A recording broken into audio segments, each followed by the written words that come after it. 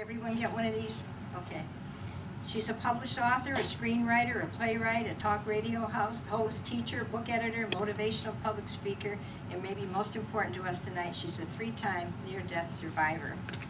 And she's from Oneonta, and we had a cancellation. I guess probably most of you know what happened there with our speaker. There was some misunderstandings, and she decided she didn't want to address our group. And out of the blue, Marilou, I was thinking, who am I going to get for a speaker now? And Marilou called me because her mom attends here. Her mom was right on Shawnee Avenue, so we didn't have to give her directions how to get to the Boekendal, like we did with that speaker from Amsterdam that claimed she couldn't find her way here and just didn't show up. That was the only time that's ever happened.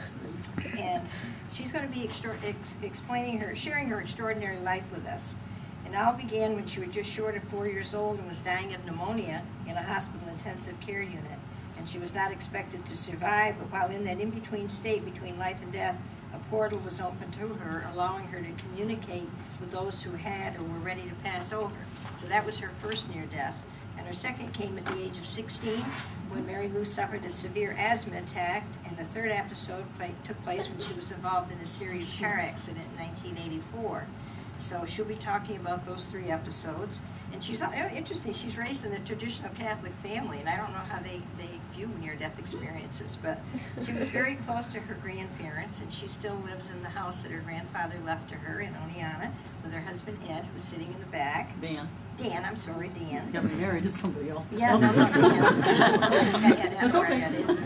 And anyway, she's in the process, she's done some plays and playwriting, and she's just written a book, In My Grandfather's House, a Catskill Journal, and the book chronicles her life growing up in the tender care of her grandparents and has been hailed a work of genius, which is timeless forever, and that's by a widely respected author, Jay Bryant.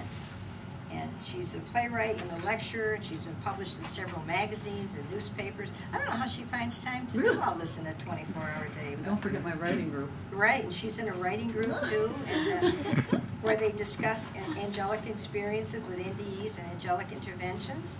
And she's been on cable channel 16 here in Schenectady, as well as on Oneonta, New York Cable Access TV channel, and she's been a guest on several radio talk shows.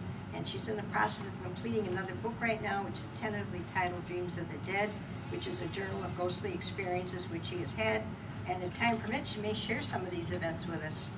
And she also had an occasion to come in contact with Hal Holbrook, the actor. I mean, probably most of you have heard of him. He's pretty well known. And she's working on the final touches of a biography with input from him. He's an Emmy and Tony Award winner. And the book is about Mark Twain, right? No, William Gillette. Oh, that's right. Okay, Gillette. Mark Twain's a little friend. Aside, right? Okay, Yeah, yes. It's a book about, I guess I've got it. Yeah, I guess I'm going to mention that. But it's on a guy named Gillette, whom she knew. William Gillette was a playwright He was a playwright from 20th London, centuries, right? And he lived as a neighbor to Mark Twain. Mark Twain gave him his start in the theater in 1873. Wow.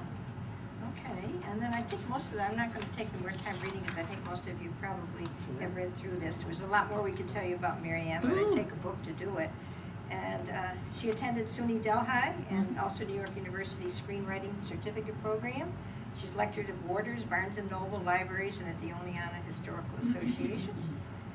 And she's very much of a wildlife lover. She and her husband feed all these squirrels and birds and rabbits and a couple of chubby rabbits, I think, and raccoons and any other animals that come along for their food that they put out every day. So there seems to be a multitude of wildlife that depend on them. She must be like that woman. Here, kitty, kitty, kitty. Commercial. Raccoon comes in the house. Well, now we invite you to all sit back and enjoy the NGF experience. All right, here we go.